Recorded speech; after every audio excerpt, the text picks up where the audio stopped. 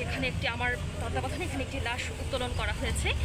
বাদীর ভিকটিমের যে বাদী অর্থাৎ তার ভাই নিজে এসে লাশ শনাক্ত করেছেন, কবর শনাক্ত করেছেন।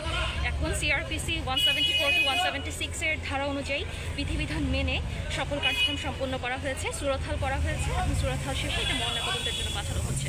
ধন্যবাদ। সকলে অবগত আছেন, গত 5ই আগস্ট ঘটনাকে কেন্দ্র করে আশুলিয়া থানায় বেশ কিছু হত্যা মামলা হয়েছে এবং আপনারা সকলেই জানেন যে গত 5ই আগস্টে যারা ভিকটিমাইজ তাদের লাশগুলি বিনা ময়নাতদন্তের সুরতহাল ছাড়া দাফন করা হয়েছে।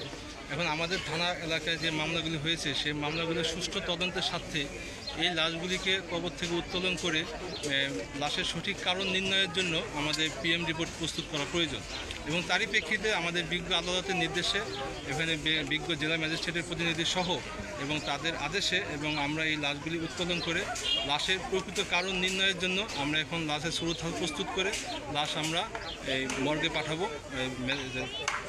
হসপিটালে মর্গে পাঠাবো, সুরতহাল মর্গে, এবং তার মাধ্যমে আমরা জানতে পারবো যে আসলে লাশটা কীভাবে মারা গিয়েছে এবং 5ই আগস্টে কী ঘটনা ঘটেছে এবং মামলার সুষ্ঠু তদন্তের সাথে এটা খুবই জরুরি।